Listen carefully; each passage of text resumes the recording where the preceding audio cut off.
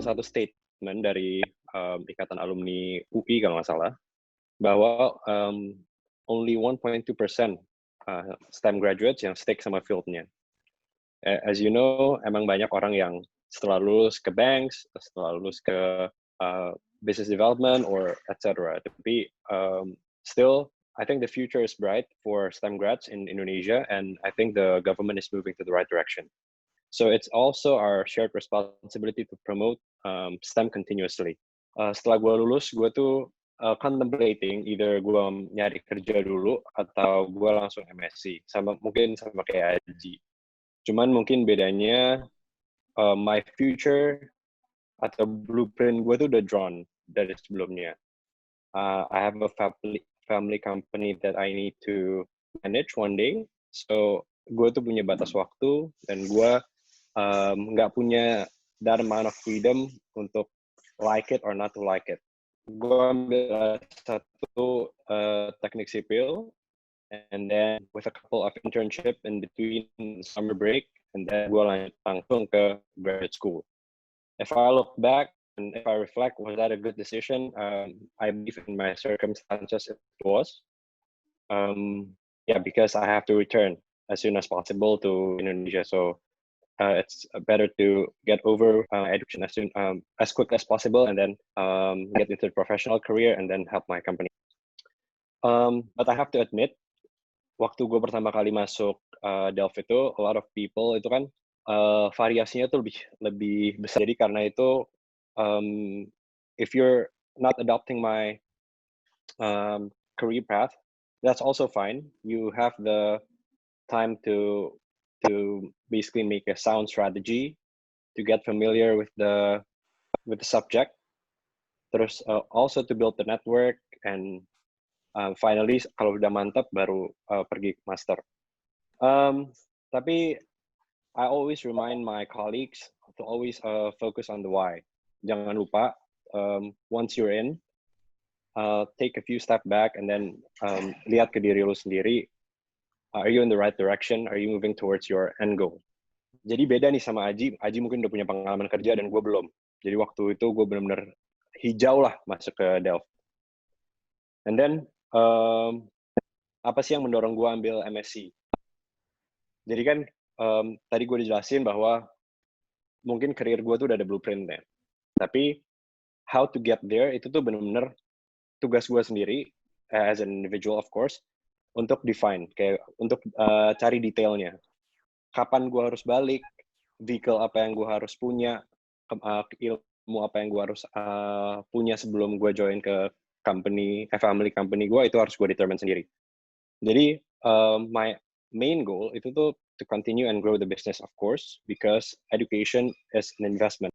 Tapi at some point, karena gue waktu itu masih muda banget, gue merasa kemana nih gue harus grow the business. Dan semua analisa gue itu tuh meskipun berdasarkan data, at some point gue tuh harus take a leap of faith.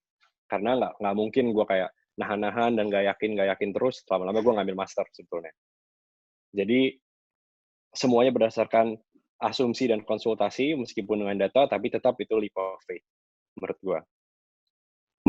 Oke, goal-nya udah ada, lalu gue bikin roadmap-nya. I always question myself, kayak gimana nih cara kita ke sana, apa yang gue perlukan untuk mencapai goal gue, dan gue juga consult sama orang-orang lain, misalnya orang-orang yang terdekat, parents misalnya, apa sih sebetulnya chance business atau opportunity yang kita mau explore ke depannya.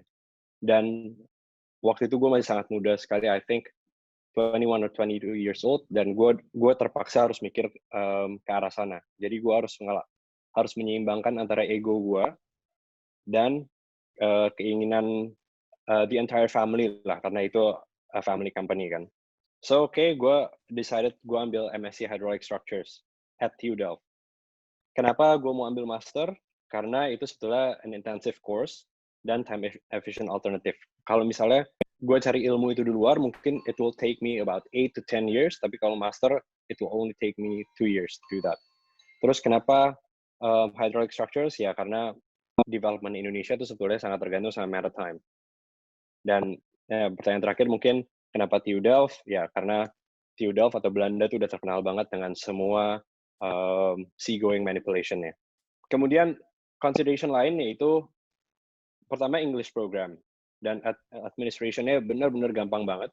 I didn't take any GRE or GMAT, so it's only based on my transcript. Terus dibanding master di US. And then after I graduated, gue kerja di consultant, also a Dutch company di Royal Haskoning DHV namanya as a maritime engineer. To sum everything, karena time is running out as well. Jack of all trades and master to one, bukan master to none. Jadi menurut gue it's very good to be untuk tahu banyak hal dan cukup masterin satu aja. Especially from the business point of view, mungkin tadi di slide-nya Aji ada, jarang banget orang technical yang ngerti juga commercial-nya. Dan itu yang kita butuhin sebetulnya di Indonesia. Jadi bukan hanya pengetahuan mengenai science-nya, tapi how to make the science viable for market sebetulnya. Jadi di TU Delft, di Royal Haskoning, dan juga sekarang di JHS, gue tuh udah explore banyak hal.